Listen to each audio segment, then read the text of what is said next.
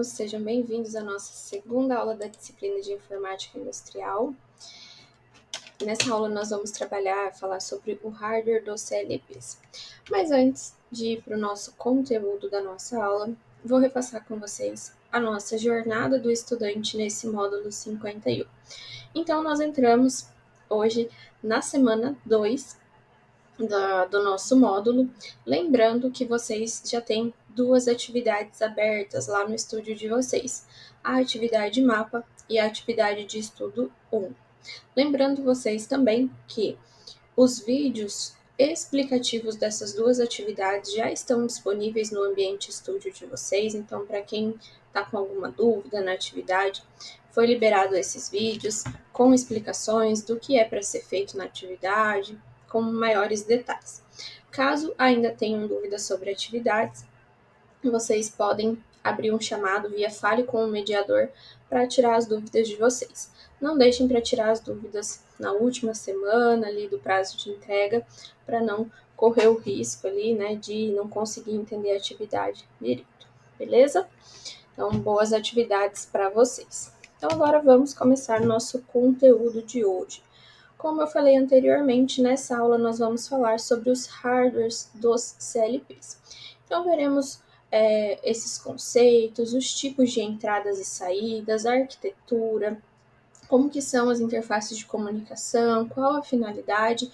Então, na primeira aula, nós tivemos uma visão superficial, uma visão mais geral, de forma mais introdutória, sobre as partes dos CLPs, e hoje nós vamos falar um pouquinho de uma forma mais específica sobre isso. Então, hoje nós faremos uma análise geral, falaremos sobre os módulos de entradas e saída, quais os tipos, quais as funções, como que eles funcionam. Falaremos também sobre a CPU, os componentes ali da CPU do nosso CLP, qual que é a função de cada componente, interfaces de comunicação e também os tipos de CLPs. Quando nós falamos o termo hardware, quando nós utilizamos esse termo, nós estamos nos referindo aos elementos e componentes físicos de uma máquina ou um equipamento que tornam possível o seu funcionamento. Então, é a mesma coisa quando a gente fala do hardware de um computador, do hardware de um celular, que a gente vai estar especificando ali as características de acordo com esses componentes físicos. Memória, processador, os tipos ali nas interfaces de comunicação, então todos esses componentes físicos que esse dispositivo possui, que possibilita ali o seu funcionamento. O conhecimento do hardware do CLP permite ao profissional que trabalha com esse dispositivo especificar corretamente o modelo adequado de acordo com as características necessárias para uma determinada aplicação. Então, quando a gente faz essa análise do hardware de um CLP, é possível estabelecer o número e o tipo de entradas e saídas, qual é a interface de comunicação, a capacidade de memória desse dispositivo, a possibilidade de conexão de módulo de expansão, entre outros. Então, é fundamental que nós conheçamos o hardware dos CLPs para determinar se esse dispositivo ele é adequado ou não para a aplicação que a gente quer. Então, através ali do processamento, a capacidade de memória, como que é o programa que a gente vai carregar ali nesse CLP, se a memória dele suporta esse programa, a quantidade de entradas e saídas também, para a gente saber se é adequado ali para aquela aplicação. Então, é o ponto de partida ali, né, quando a gente vai fazer a utilização de um dispositivo desse em algum projeto ali, conhecer, é claro, primeiro a aplicação, para a gente saber as necessidades dessa aplicação, saber o que o CLP precisa ter, e depois fazer essa análise do hardware do dispositivo ali, do nosso CLP, para ver se ele se encaixa ali, né, para ver se ele é adequado para essa aplicação. Para que a CPU do CLP possa realizar as funções de controle, é necessário receber informações externas. Para isso, são utilizados os módulos de entrada, que servem como interface entre os sinais provenientes do processo, então o que está acontecendo lá em campo, que devem ser controlados, e também essa conexão, né, entre esses sinais e a CPU. Os módulos de entrada, eles fazem essa interface entre os elementos de sinais de entrada e o CLP. Esses módulos, eles são constituídos de cartões eletrônicos que têm capacidade para receber um certo número de sinais de entrada. As entradas do CLP, elas podem ser digitais, né, entradas discretas, aquelas que identificam, né, se um elemento está ligado ou não, se é ativo ou também podemos ter ali entradas analógicas. O tipo de entradas mais comum, ali, mais utilizado, é o tipo de entradas digitais, as entradas discretas, onde os valores aplicados podem ser 0 e 1. Os módulos de entrada discreto executam basicamente 4 tarefas no sistema de controle do CLP.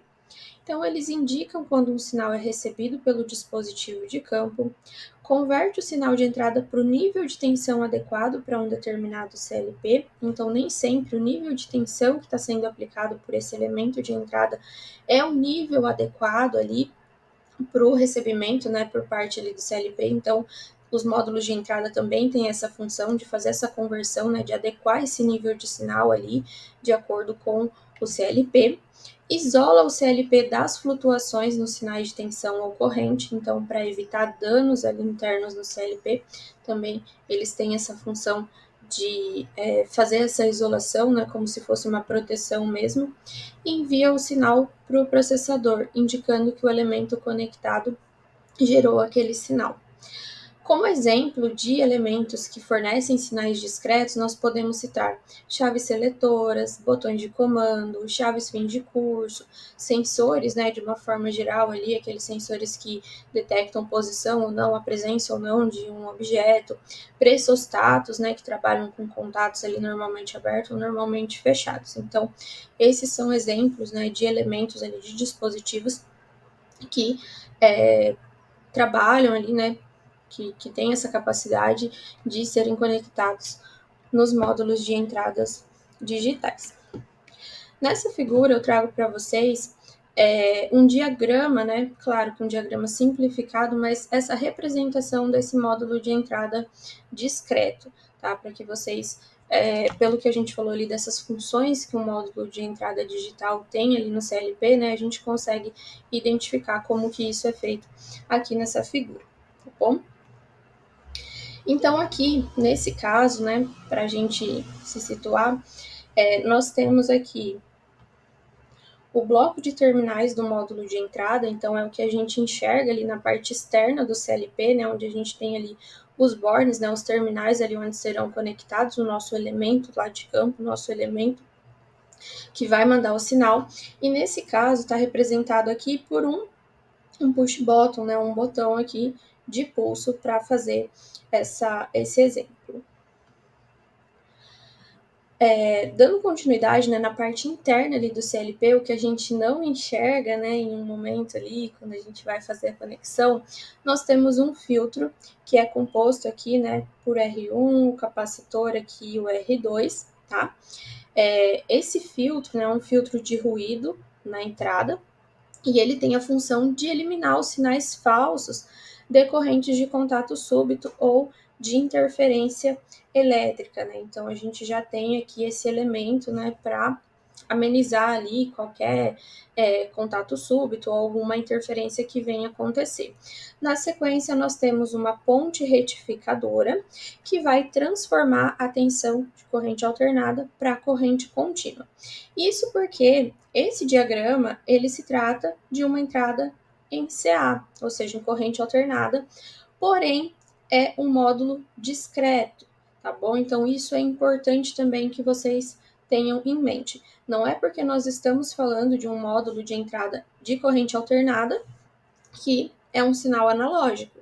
Não, então esse módulo ele também vai identificar se está recebendo o sinal ou não, se o botão aqui ele está pressionado ou não, tá? Então não necessariamente se nós estamos falando de corrente alternada, nós estamos falando ali de um módulo de entrada analógico, tá? Então às vezes a gente tem essa tendência, né, a fazer essa conexão, né, de que a entrada digital é somente ali se a gente estiver trabalhando com corrente contínua, algo nesse tipo, e não é. Nesse caso, como se trata de um módulo de entrada de corrente alternada, nós precisamos fazer, então, essa conversão de corrente alternada para corrente contínua ali para a parte interna do nosso CLP. Na sequência, nós temos aqui um diodo Zener, que a tensão nominal dele vai definir o limite mínimo do nível de tensão que pode ser detectado. Isso porque, mesmo com o filtro aqui, a gente pode ter alguma condição ali de alguma interferência, né, induzir algum nível de tensão aqui nesse circuito. Então, para isso, existe esse diodo Zener para detectar ali qual que é o nível mínimo de tensão que vai poder ser detectado aqui por essa entrada. E aí nós temos o nosso isolador óptico. Nós vamos falar um pouquinho mais dele no próximo slide, mas aqui, de acordo, né, com essa tensão aqui proveniente do diodo Zener, vai ser acionado esse LED do isolador óptico, e aí nós temos o fototransmissor que vai ser acionado, e aí sim o sinal da entrada vai ser comunicado para o circuito lógico digital ali do nosso CLP.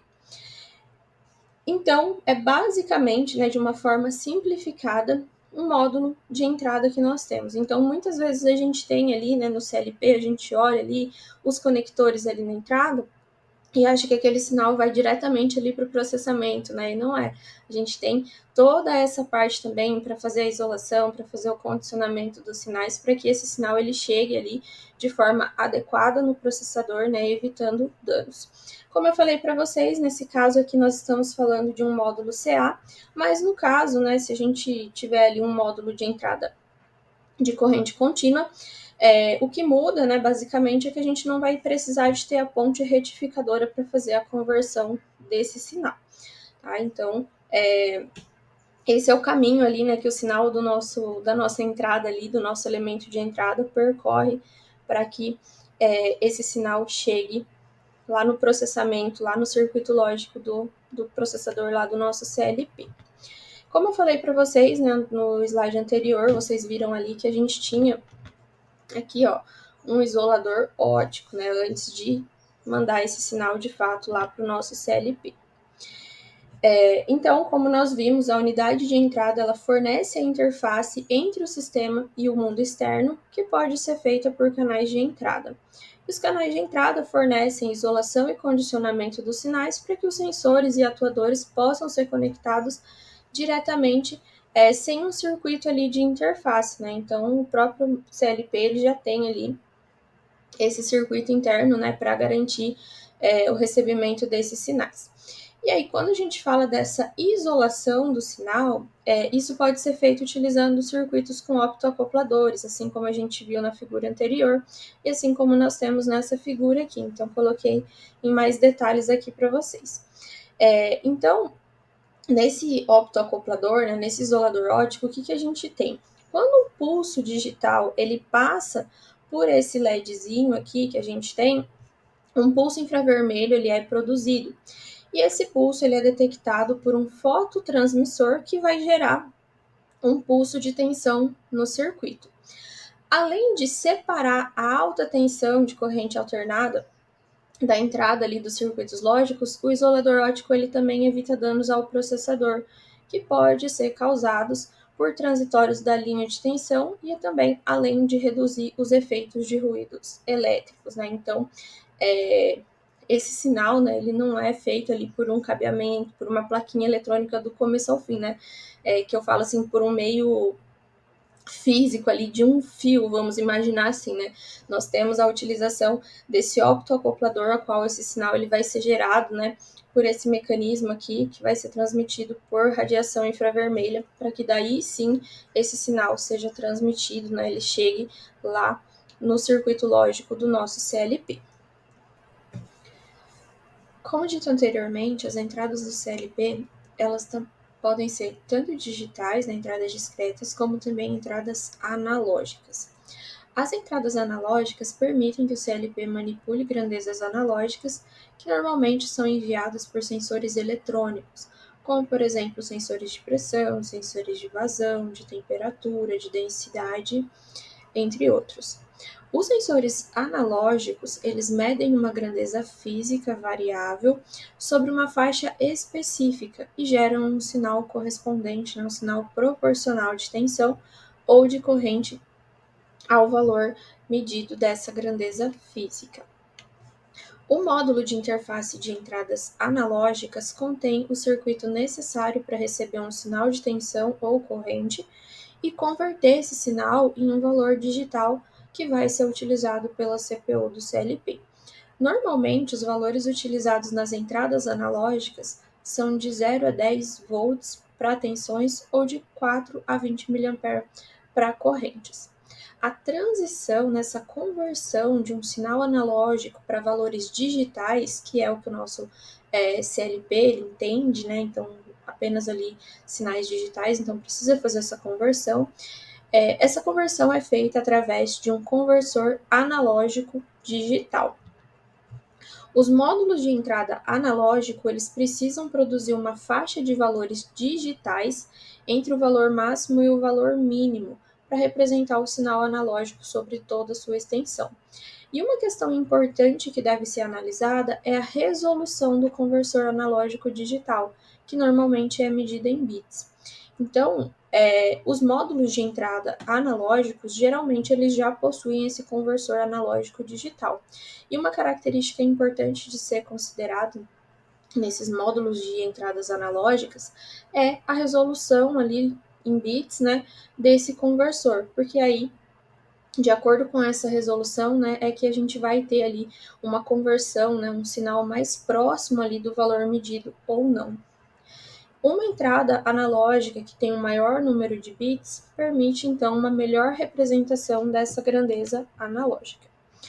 Eu trouxe exemplos aqui para vocês entenderem, né, essa questão da resolução do conversor. Tá? Então, eu vou explicar aqui em 3 exemplos para vocês, né, em 3 continhas aqui. É uma continha bem facinho de fazer, mas é interessante vocês terem essa visualização, né, dessa importância ali da resolução, né, em número de bits desses conversores. Então, considerando uma placa de entrada analógica de 0 a 10 volts, determine a resolução. Então, se a gente tem ali um conversor de 3 bits, como que funciona essa conversão? Nós temos o nosso valor de referência de tensão, então o valor máximo menos o valor mínimo aqui, 10 menos 0, que é o que está aqui no nosso enunciado. E esse valor ele vai ser dividido pelo número de combinações possíveis que eu tenho quando eu tenho uma resolução de 3 bits, ou seja, 2 elevado a 3. Isso porque nós estamos falando ali de valores, né, uma conversão para um sinal digital, então a gente trabalha ali com essa base binária. Ou seja, se eu tenho 3 bits aqui em resolução, eu posso ter 8 combinações para a representação desse sinal, tá? Então, a gente vai ter aqui 10, né? 10 menos 0, que é 10, dividido por 8, 1,25 volts. O que isso quer dizer? Quando eu coloco a minha tabela verdade aqui, eu coloco todas as combinações possíveis que eu vou ter para essa resolução de 3 bits. Entre os valores aqui, o sinal digital que vai ser mandado para o meu CLP. Tá? Então, para cada valor aqui, para cada combinação possível, aqui na minha tabela, né, para representar esses sinais, eu vou ter um valor correspondente aqui de tensão. Então, notem que essa variação, né, para cada combinação, eu vou ter uma variação aqui de 1,25 volts. Então, por exemplo, se eu quiser representar 0,8 volts, por exemplo, eu não tenho nenhum valor muito próximo. Tá? Então, esse valor teria que ser ali por aproximação, algo nesse sentido. Então, eu não consigo representar ali uma grande quantidade de valores, uma grande variação ali de valores. Quando a gente tem mais bits, por exemplo, né, então se a gente considerar ali um conversor que tenha 8 bits, vai ser a mesma coisa aqui. A nossa tensão de referência continua sendo a mesma, porém o número de combinações aqui que eu tenho disponível, ele é maior. Então, eu vou ter aqui 256 combinações possíveis, né? Então, entre os meus bits aqui, para representar esse valor. Então, esse valor aqui, ó, de representação já cai para 39,1 milivolts. Então, eu consigo aproximar o valor digital que vai ser mandado para a CPU do meu CLP, eu consigo uma aproximação maior do valor real que está sendo medido lá da minha grandeza física. Nesse caso, eu não coloquei a tabelinha verdade, né, porque 256 linhas nem ia caber aqui no slide. E um outro exemplo, também uma resolução de 12 bits, onde nós temos a nossa tensão de referência dividido pelo número de combinações possíveis aqui que a minha resolução me dá, que nesse caso seria de 4.096 combinações possíveis, né? Então eu consigo representar 4.096 valores diferentes aqui nessa resolução, ou seja, esse valor já cai para 2,44 milivolts. Então a gente consegue ter ali uma representação, digamos assim, mais fiel do valor que está sendo medido. Os módulos de saída, agora falando um pouquinho sobre os módulos de saída, eles são elementos responsáveis por fazer a interface entre o CLP e os elementos atuadores, ou seja, o que vai ser acionado lá em campo. Eles são constituídos de cartões eletrônicos que têm capacidade de enviar sinais resultantes do processamento da lógica de controle para os atuadores. Então, basicamente, como nós falamos na aula passada, a CPU do CLP vai receber os sinais de entrada dos elementos lá de campo também, vai processar essas informações ali, vai fazer a interpretação da lógica do nosso programa e, de acordo com a lógica de controle implementada, vai mandar os sinais para os atuadores através dos módulos de saída. De forma similar às entradas, né, as saídas elas também podem ser digitais ou analógicas. A interface de saída digital ela pode ser entendida como uma chave eletrônica que vai ligar ou desligar o dispositivo da carga ali, o atuador que está conectado nessa saída.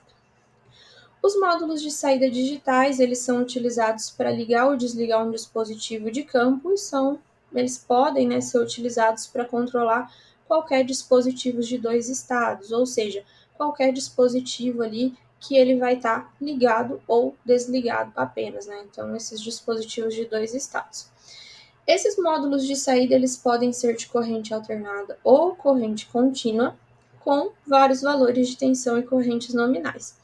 E eles também estão disponíveis ali, né, com alguns elementos, ou seja, eles podem ser saídas ali com relé, triac ou transistor. A saída com relé, ela pode ser utilizada tanto para dispositivos em corrente alternada ou corrente contínua. Porém, o tempo de chaveamento é menor. Então, para aquelas cargas ali que precisam, né, um alto volume de chaveamento ali, como por exemplo, alguma aplicação ali com PWM, aí não é indicado, né, a utilização dos relés por conta ali desse tempo de chaveamento ser menor. E geralmente, né, para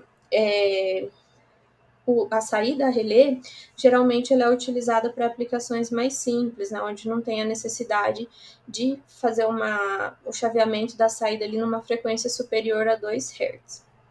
Tá? Então, poderia ser utilizado ali, né, muito comum utilizar no acionamento de contatores. A saída triac podem ser utilizados somente para controle de dispositivos em corrente alternada e a saída transistor podem ser utilizados somente para controle de dispositivos de corrente contínua.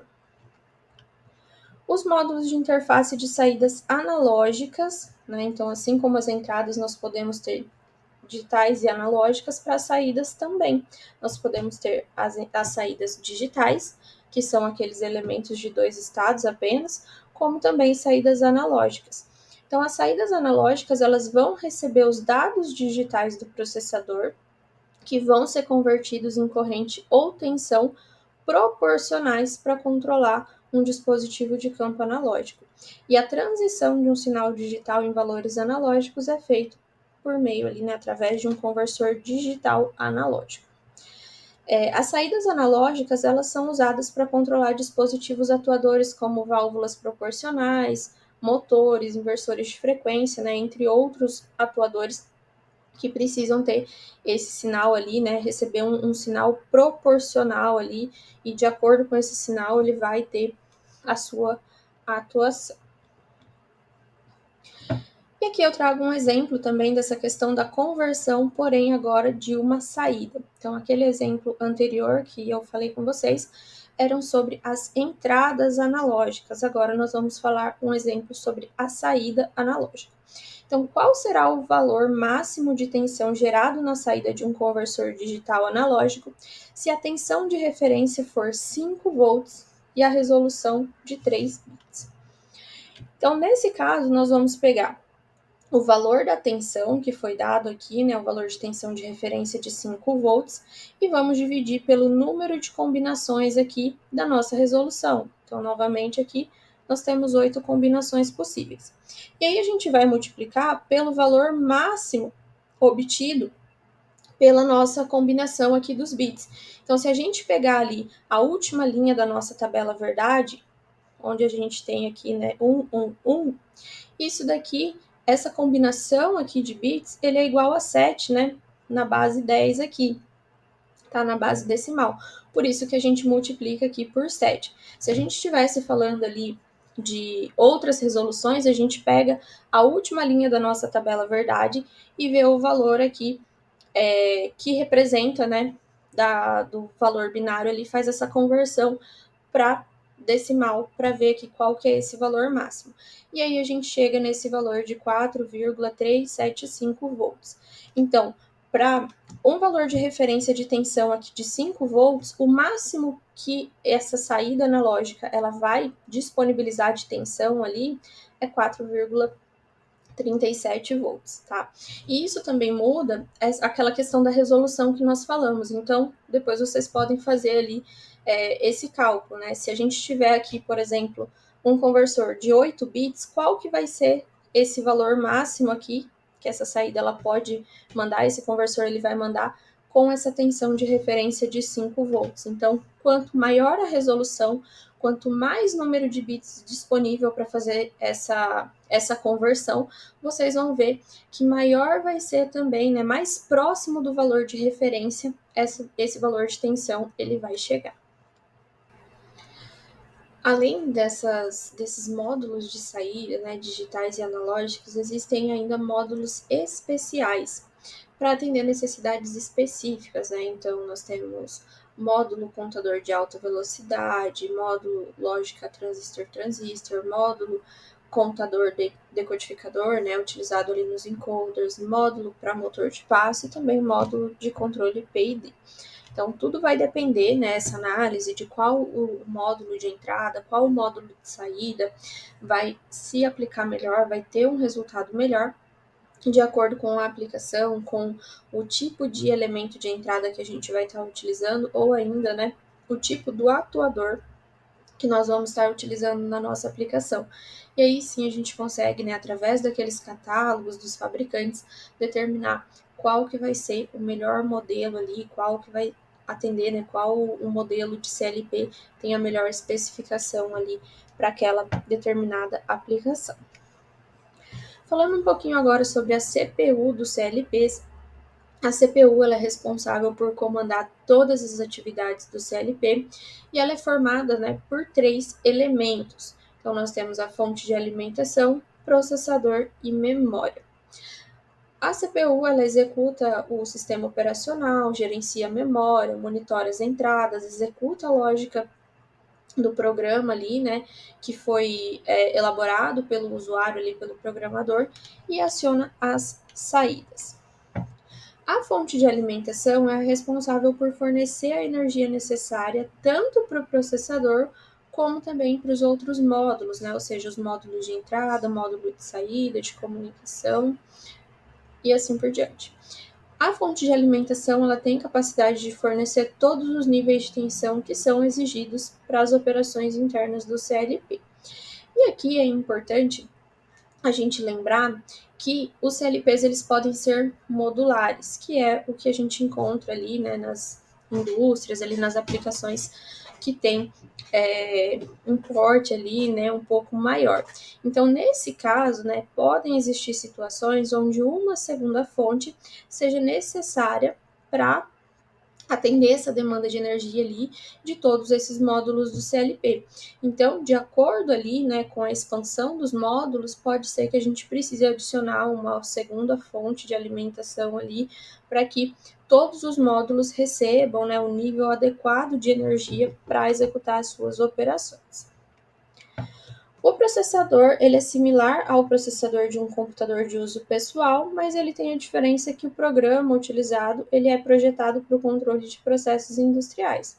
E os processadores podem variar em velocidade de processamento e também em opções de memória, assim como os processadores ali dos computadores de uso pessoal, o processador do celular, por exemplo. É possível ainda que a CPU ela tenha mais de um processador, e isso, né, com o objetivo ali de melhorar a velocidade das operações do CLP. Nós temos também a memória, né, que as memórias elas são divididas em duas partes, sendo a memória de programa e a memória de dados. A memória de programa é a memória responsável por armazenar o programa aplicativo, né, ou seja, aquele programa que é desenvolvido pelo usuário, que vai conter a lógica ali para o controle daquele processo. A memória de dados ela é usada para armazenar os dados temporários que serão utilizados durante a execução do programa.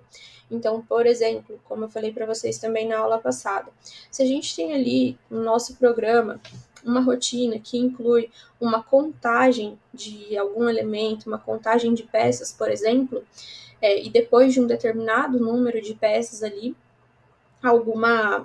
vai executar alguma operação ali naquela lógica, então esse valor que já foi contado, que está sendo contado, ele precisa ser armazenado, porque senão como que o nosso programa vai saber quantas peças já passaram, quantas ainda faltam, qual que é o valor alvo ali a atingir.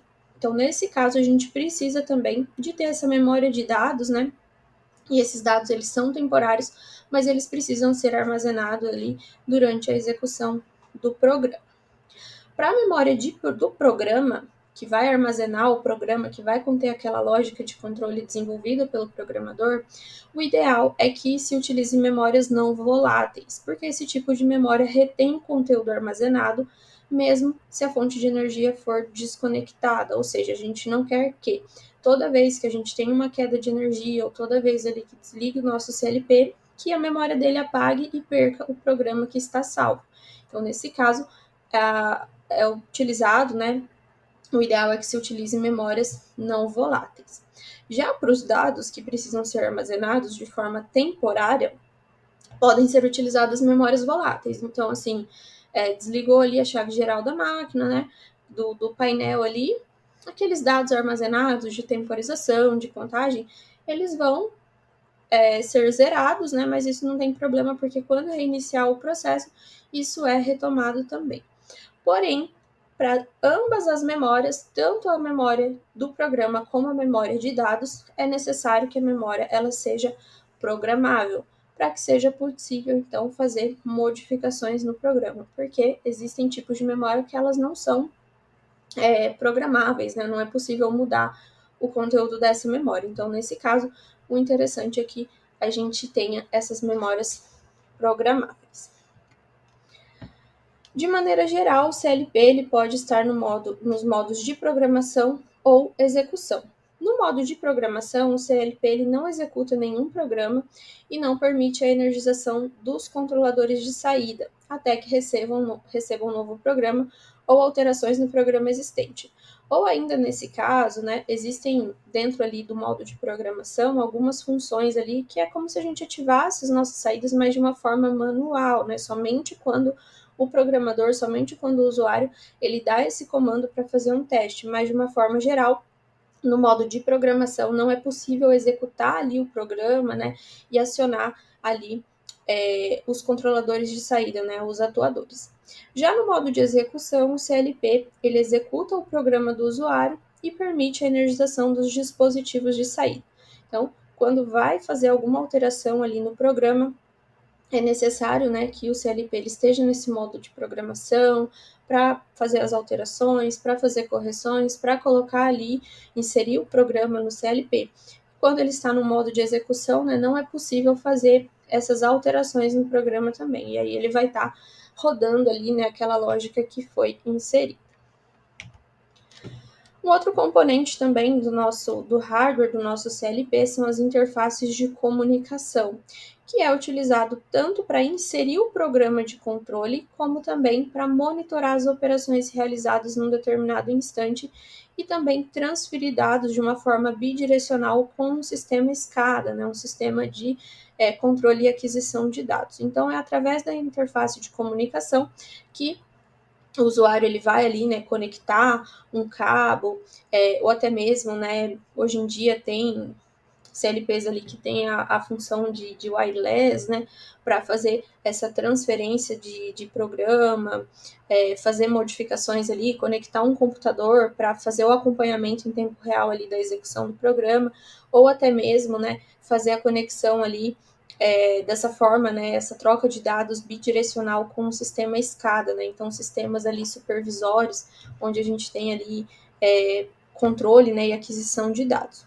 E o sistema de comunicação, ele também pode se comunicar com outros CLPs, formando ali uma rede de chão de fábrica, né, então a gente pode ter vários CLPs conectados ali em uma mesma rede, né, onde um vai passar informações para o outro ali, né? Isso é muito interessante quando a gente tem os sistemas supervisórios.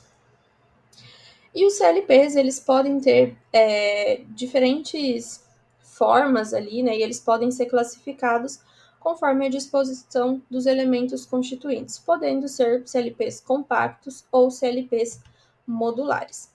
Os CLPs compactos, eles são caracterizados por possuir em uma única unidade a fonte de alimentação, a CPU e os módulos de entradas e saídas.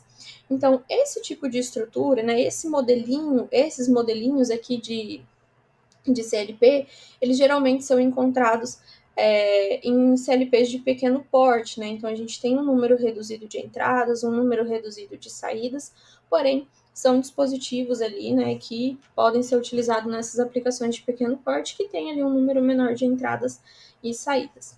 Lá na bancada do laboratório, que vocês vão fazer ali parte da atividade prática de vocês do mapa, vocês vão ver que lá a gente tem, né, um CLP desse tipo compacto, né? Então ele já é mais compacto ali, então em uma caixinha só, digamos assim, né, em um dispositivo só, ele já tem toda essa parte de fonte de alimentação, entradas, saídas, ele tem ali também um visorzinho, né, para identificar o modo dele, se está em modo de execução, se está em modo de programação, tá? Então, esses dispositivos, né, eles são ali para aplicações menores. E aí nós temos também os CLPs modulares, que tem uma estrutura modular, onde cada módulo executa uma determinada função. Então, no caso dos CLPs modulares, eles são adquiridos em módulos mesmo. Então, a gente tem um módulo ali da CPU, né, que tem aqui, nesse caso aqui, a gente tem a comunicação, né? Então aqui provavelmente tem a fonte de alimentação já, a interface de comunicação aqui, né? O slot aqui dos cabos que aceita ali de comunicação, enfim. E aí ele vai sendo adicionado, né? Por exemplo, os módulos de entradas digitais, né? Então vai sendo feita essa ligação ali na forma de um barramento. E aí depois a gente tem os módulos de saídas também para serem adicionados para compor ali toda essa estrutura desse CLP. E aí, nesse caso, né, para aplicações maiores, aí são utilizados os módulos, os CLPs do tipo modulares. E também, né, quando é interessante a gente pensar nesse caso dos CLPs modulares em situações onde, por exemplo, vai iniciar a aplicação ali, seja do controle de uma planta ali, de uma linha de produção de um processo, por exemplo, onde se tem uma previsão de aumentar futuramente, né? Ou seja, então é adquirido ali, né, montado esse CLP de forma modular com o que se tem hoje, mas futuramente, né, caso seja necessário ele fazer uma expansão, é possível também adquirir, né, e fazer compor ali, né, esse conjunto ali adicionando outros módulos. Assim como também, né, nesse caso aqui a gente vê um módulo de entradas digitais. Se futuramente for necessário, né, algum tipo de entrada analógica, então é possível também fazer essa aquisição ali desse módulo de entradas analógicas, né, sem ter que mudar todo o CLP, sem ter que trocar todo o conjunto, né? Então isso vai sendo adicionado. Pessoal, por hoje era isso, a nossa aula de hoje sobre o hardware dos CLPs, né, para a gente conhecer um pouquinho mais. Como eu falei para vocês, na primeira aula a gente teve uma visão geral, mais superficial sobre a estrutura. Hoje a gente teve essa oportunidade de conhecer um pouquinho mais, principalmente, né, as diferenças ali entre entradas digitais, entradas analógicas, saídas, né, digitais e analógicas, que é importante a gente ter esse entendimento também. Como eu falei, né, sempre o ponto inicial ali é a gente conhecer a aplicação a qual a gente vai trabalhar, para entender as necessidades desse processo, para entender as necessidades dessa aplicação, e aí sim definir, né, quais os aspectos ali, né, do hardware do CLP a gente precisa ter para a nossa aplicação. Deixo aqui para vocês, nesse último slide, as referências utilizadas para a preparação dessa aula, né, para a preparação desse material. E eu espero vocês, então, na próxima aula, que aí nós vamos falar sobre a norma IEC, né, as linguagens de programação de CLPs ali estabelecidas por essa norma, entender um pouquinho mais por que tem essa norma, quais as linguagens de programação, aí a gente vai fazer já essa introdução, beleza? Então, espero vocês para a próxima aula e não se esqueçam, as atividades mapa e atividade de estudo 1 já estão abertas no estúdio de vocês e vocês já têm o vídeo de explicação dessas atividades. Então, uma boa semana para vocês e até semana que vem.